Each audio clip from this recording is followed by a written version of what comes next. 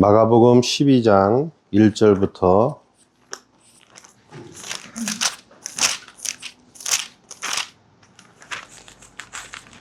7절입니다. 1절부터 8절까지 보겠습니다. 마가복음 12장 1절에서 8절 함께 읽겠습니다.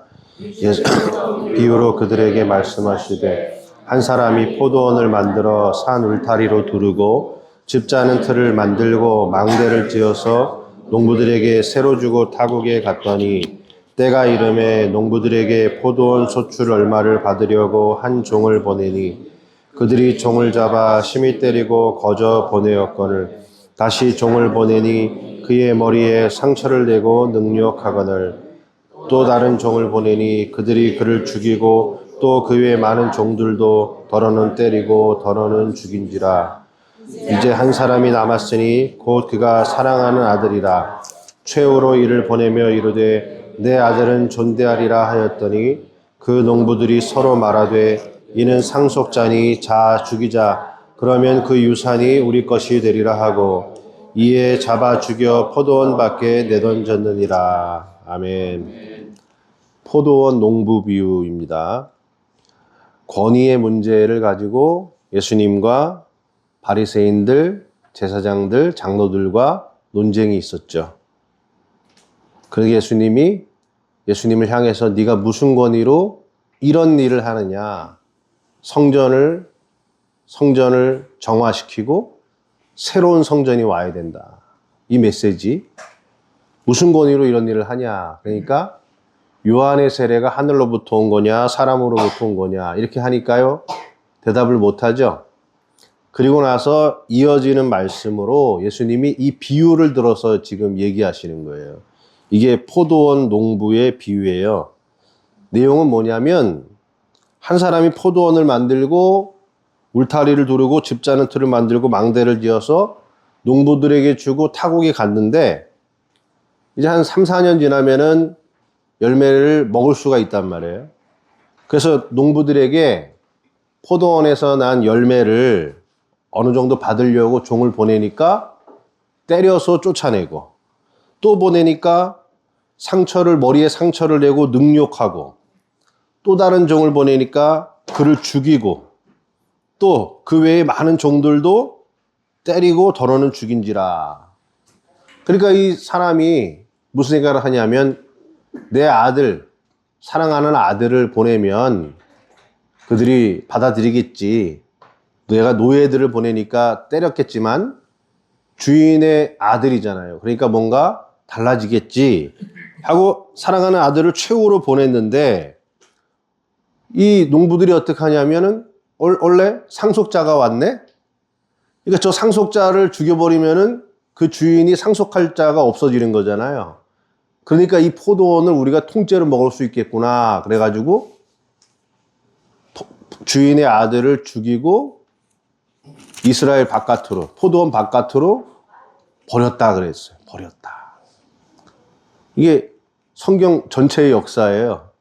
성경 전체의 역사를 이렇게 포도원 농부의 비유를 통해서 이야기를 하고 있습니다. 자, 이게 뭘까요, 여러분?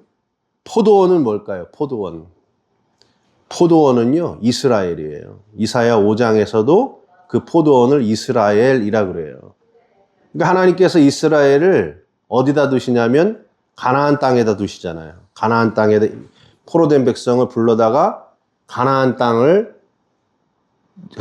이스라엘 백성을 두세요.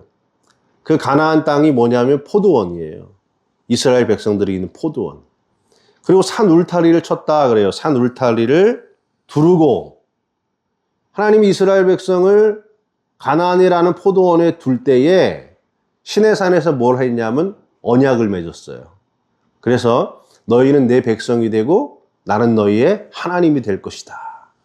그러니까 이스라엘은 하나님과의 특별한 언약적 관계로 울타리를 두른 거예요.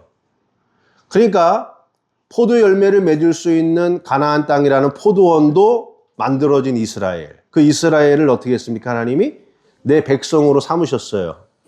그리고 그들이 하나님이 되시는 언약적 관계로 둘러주셨어요. 그리고 그렇게 끝났냐? 집 짜는 틀을 만들고 그래요. 집 짜는 틀을 만들었다. 포도를 따면은 여러분 어떻게 합니까? 그 포도로 즙을 짜가지고 포도주도 만들고 포도잼도 만들고 그렇게 해서 이제 먹는 거잖아요. 포도주 짜는 즙을 줬다. 하나님의 언약 안에 들어왔는데 그 언약 안에서 이들이 참된 하나님의 백성의 열매로 맺어질 수 있는 즙, 틀, 그게 뭐겠습니까? 율법, 제사, 그리고 절기 같은 거. 하나님이 이스라엘 백성들에게 율법을 주시고 제사를 주시고 절기법들을 주시면서 하나님의 율법 앞에서 내가 깨어지고 내가 죄인이라는 걸 깨닫고 회개하고 거기서 거듭나게 만드는 그런 거듭나게 하는 장치들, 하나님의 거룩한 백성으로 만들게 하는 장치들을 주셨단 말이에요. 그것만 줬냐? 네 번째 또 줬대요. 뭘 줬냐? 망대를 지었대요. 망대. 이 망대는 뭐냐면 포도원을 누가 공격하러 오는지 적이 오는지 이렇게 지켜보기도 하고 그다음에 또 동물들이나 와가지고 또 여우가 와가지고 포도원을 해칠까봐 이렇게 감시하는 역할을 하는 거죠. 경계해주고 보호해주고 감시해주는 역할을 해요. 하나님이 이스라엘 백성에게 율법과 제사와 절기법들을 주시고 그리고 또 뭘 주셨냐면 그 율법의 말씀을 지켜 행하는지 안 행하는지 경계하고 감시하고 보호해주는 제사장적 시스템, 그 다음에 선지자적 시스템, 그리고 다윗 왕과 솔로몬과 같은 이스라엘을 보호해주는 왕적 시스템, 이런 망대들을 세워놓으셨단 말이에요. 그러니까 얼마나 좋아요. 하나님이 포도원 땅도 주셨어요. 하나님의 언약 백성으로 너희는 내 거야. 나는 너희의 하나님이 될 거야. 율법과 제사를 통해서 이 말씀대로 해가지고 너희들이 열매가 되어야 한다. 그리고 망대를 세워서 제사장과 선지자들과 왕들이 이스라엘을 보호하고 그들이 잘못된 길로 가면 바른 길로 인도해주고 하나님 앞에 돌아올 수 있게 해주는 그런 모든 망대 시스템을 만들었어요. 그러면 여러분 열매 될 조건이 모든 것이 완성됐어요, 안 됐어요? 됐단 말이에요. 그래가지고 하나님이 어떻게 하느냐? 때가 이름에 여기 카이로스 때 열매가 익을 때가 되었다. 이 말은 때가 이름에 하나님께서 타국에 갔다. 이 말은 뭐냐면 하나님이 이스라엘 떠났다는 뜻이 아니라요. 하나님의 인내의 시간, 이스라엘이 이 시스템 안에서 열매로 익어질 때까지 참고 인내하시던 시간, 그 시간을 타국에 갔다라고 표현을 해요. 그런데 그 인내의 시간이 이제 어떻게 됐냐? 열매를 맺을 때가 되었다 이거예요. 하나님의 백성으로 언약을 맺었으니 열매가 맺을 때가 되어서 농부들에게 포도원 수출을 얼마를 받으려고 종을 보냈다 그러죠. 그럼 여러분 포도원 소출은 뭘까요? 포도원의 소출. 이게 지금 다 이 비유의 이 한 단어 한 단어가 다 상징적인 의미, 성경 신학적인 의미들을 다 갖고 있는 거예요. 포도원 소출이 뭐냐? 여기서 열매, 칼로스, 열매거든요. 그 열매가 뭐냐? 하나님이 이스라엘 백성을 애굽에서 불러내신 다음에 이렇게 얘기하셨어요. 내가 너희들을 애굽에서 불러낸 이유, 그리고 가나안 땅에 두려고 한 목적이 뭐냐? 너희를 나의 소유된 백성으로 삼고, 그리고 너희들을 거룩한 백성이 되게 하고 제사장 나라가 되게 하기 위해서다 그랬어요. 그게 열매예요. 그게 소출이에요. 하나님 이스라엘을 이와 같은 과정을 통해서 포도원에 두신 이유는 하나님의 백성으로 언약을 맺어서 그 다음 뭐 하냐면 거룩한 백성으로 만들겠다는 거예요. 그럼 거룩한 백성이 뭐겠습니까? 하나님의 율법과 제사법을 통해서 율법 앞에서 내가 죄인이라는 것을 깨닫고 하나님 내가 죄인입니다. 내가 하나님의 말씀 앞에 죄인임을 깨닫고 그 말씀으로 돌아오려고 하는 그런 회개의 마음을 갖고 그 말씀 앞에 순종하는 자들, 이제는 내 고집대로 살지 않고 하나님의 말씀에 순종하며 살겠습니다 라는 백성으로 거듭나면 그들이 뭐가 돼요? 거룩한 백성이 되는 거예요. 근데 말씀 앞에 내가 순종을 하지만 여전히 뭐냐면 여전히 죄에서 벗어나지 못해요. 그래서 제사를 드리면서 하나님 나의 의지와 나의 힘으로는 하나님의 거룩한 백성이 될 수 없습니다 라고 통회하고 자복하는 심령들, 그들을 하나님이 위로하시고 그들을 그들을 인도하셔서 거룩한 백성으로 만든다. 그게 열매죠. 근데 그게 다가 아니에요.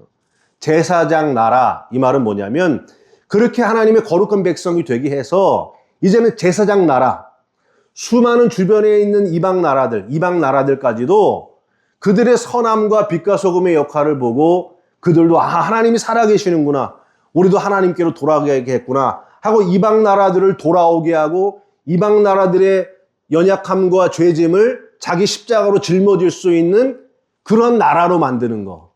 그게 뭐냐면 열매란 말이에요. 그래서 예수님도 씨 뿌리는 비유에서 뭐라 그랬냐면 말씀이 내 안에 들어와서 100배, 60배, 30배로 내가 맺어지고 그 다음에 내가 또 세상에 뿌려지는 씨가 돼서 이방 사람들을 주님 앞으로 돌아오게 하는 거. 이게 열매가 되는 거예요. 그 열매를 내놔라. 그 열매를 내놔라. 그런데 어떻게 하느냐? 보내는 종들마다 어떻게 합니까?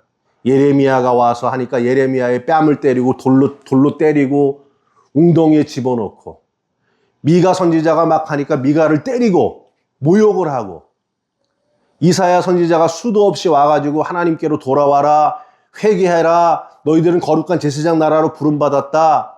그런데 여전히 너희는 하나님의 말씀과 율법에 순종하지 못하고 니들 마음대로 사는구나 막 하니까요. 이사야 나중에 어떻게 했습니까? 성경에는 안 나오는데 문헌에 나오는 건 톱으로 썰어 죽였어요. 톱으로 썰어.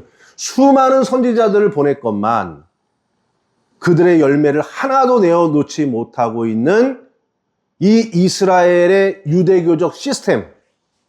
그 농부들이 누굽니까, 여기서는? 바리새인들, 제사장들, 사두개인들, 장로들, 이런 시스템 안에 있는 사람들이 아무런 자기들이 목회했던, 자기들이 사역을 했던 그 시스템 안에서는 유대교와 율법과 성전 중심을 형식으로 받아들인 그 시스템 안에서는 그렇게 열매로 익어진 사람들이 하나도 없다는 거예요. 하나도 없다. 그럼 결국 어떻게 하냐? 예수님을 잡아 죽여서 십자가에 죽이고 포도원 바깥에 버렸다. 영문 바깥으로 끌어내서 영문 바깥에서 죽여버리는 그런 짓을 할 때까지 너희들은 회개하지 않을 것이다. 그러니 결국 어떻게 하느냐? 그 포도원의 사람들을, 농부들을 다른 사람으로 바꿀 것이다. 여러분, 이거는 성경의 역사이기도 하지만 교회사 역사이기도 해요. 처음에는 초대교회 사도들 중심으로 해서 성도들이 이런 열매들로 많이 맺어졌어요. 회개하고 죄를 깨닫고 회개하고 돌아오고 세상에서 빛과 소금의 역할을 감당하면서 제사장 역할을 감당했어요. 그런데 그게 또 형식이 되고 체제가 되고 종교가 되니까 어떻게 됩니까? 아무것도 나오지 않고, 예? 천국을 돈으로 사라 그리고, 예? 죄 짓고 하는 거에도 그 면죄부를 팔기도 하고, 이렇게 되니까 하나님이 어떻게 하셨어요? 그 포도원의 농부들을 옮기셨죠? 그래서 루터나 칼빈이나 이런 사람들을 통해서 다시 한번 하나님의 죄에 대한 회개와 세상의 빛과 소금의 역할을 맺는 열매들이 막 맺혀지기 시작했어요. 그렇게 흘러와서 그 흐름이 우리나라까지 들어왔단 말이에요. 미국을 통해서. 우리나라까지 우리나라도 어땠습니까? 처음에 죄를 자복하고 회개하고 세상에서 빛과 소금 역할을 하는 열매들을 맺었어요. 그런데 또 종교가 되고 형식화되고, 영국이 종교가 되고 형식화되고, 미국도 종교가 되고 형식화가 되고, 대한민국도 종교가 되고 형식화되어 와서 2025년 현재 과연 열매가 있는가? 지금의 이 시스템 안에서 이러한 열매들이 나올까? 저는 이제 80년대, 90년대, 뭐 이렇게 2000년대 보면은 많은 그런 열매들이 보이시는 분들이 많았어요. 그런데 지금은 죄에 대한 자각도 없어요. 회개조차 할 생각도 없어요. 내가 그리스도인으로서 이 세상에 살아가는 것이 뭔가에 대한 소명의식도 없어요. 열매가 없어요. 그럼 또 한 번 뒤집어질 겁니다. 하나님께서 또 한 번 뒤집어서 새로운 포도원을 만들고 그 포도원에서 일할 새로운 일꾼의 시스템으로 패러다임을 전환시킬 때가 온다는 거예요. 여러분, 또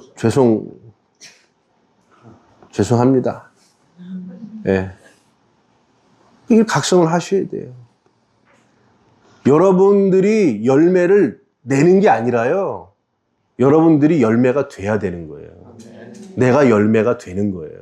내가 죄를 깨닫고 회개하고 진정 그리스도의 십자가 앞에 돌아와야 되고요. 그리스도께서 부어주시는 성령으로 내가 새 생명이 되어서 이 세상에 제사장과 같은 삶으로 살아가는 것이 그게 열매입니다. 그런 열매들이 나타날 때 하나님은 포도원을 옮기지 않으시고 다시 한번 한국에서, 이 나라에서 그런 귀한 역사를 일으켜낼 줄로 믿습니다. 아멘. 기도하겠습니다. 하나님, 열매 맺는 삶이 되기 원합니다. 내가 그 열매가 되기를 원합니다. 그리고 이 땅에 그 열매가 되어서 열매의 향기를 날리며 나로 하여금 수많은 사람들이 그리스도 앞으로 돌아오게 하는 그 풍성한 열매를 맺는 내가 되게 하시고 우리 한국교회가 되게 하여 주옵소서. 예수님의 이름으로 기도했습니다. 아멘.